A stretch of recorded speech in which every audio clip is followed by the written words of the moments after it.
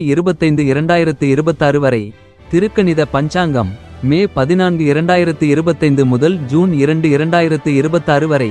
கலகலப்பும் சூழ்நிலைக்கு ஏற்ப தன்னை மாற்றிக்கொள்ளக்கூடிய விகடகவியான மிதுன ராசி அன்பர்களே.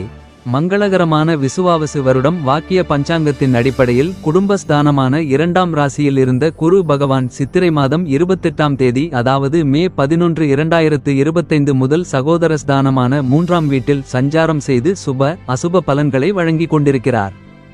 ஜென்மஸ்தானத்தில் இருக்கின்ற குரு தான் நின்ற ராசியிலிருந்து 5ஆம் பார்வையாக துலாம் ராசியான புத்திரஸ்தானத்தையும் 7ஆம் பார்வையாக தனுசு ராசியான களத்திரஸ்தானத்தையும் 9ஆம் பார்வையாக கும்ப ராசியான பாக்கியஸ்தானத்தையும் பார்வையிடுகிறார். குருவின் பார்வை பலன்கள். குரு 5ஆம் பார்வையாக களத்திரஸ்தானத்தை பார்ப்பதால் திருமணமானவர்களுக்கு புத்திர பாக்கியங்கள் சாதகமாகும். குழந்தைகளின் படிப்புகளில் இருந்து வந்த பிரச்சனைகள் ஓரளவு குறையும். கேளிக்கை செயல்களில் தனிப்பட்ட ஆர்வம் ஏற்படும். இன்பச் சுற்றுலாக்கள் செல்வதற்கான சூழல்கள் உருவாகும். குரு 7ஆம் பார்வையாக பாக்கிய ஸ்தானத்தை பார்ப்பதால் சுப காரியத்திலிருந்து வந்த தடைகள் விலகி எதிர்பார்ப்புகள் நிறைவேறும். கணவன் மனைவிக்கு இடையே ஒற்றுமை அதிகரிக்கும். இழந்த சில சொத்துக்களை மீட்பதற்கான வாய்ப்புகள் கிடைக்கும்.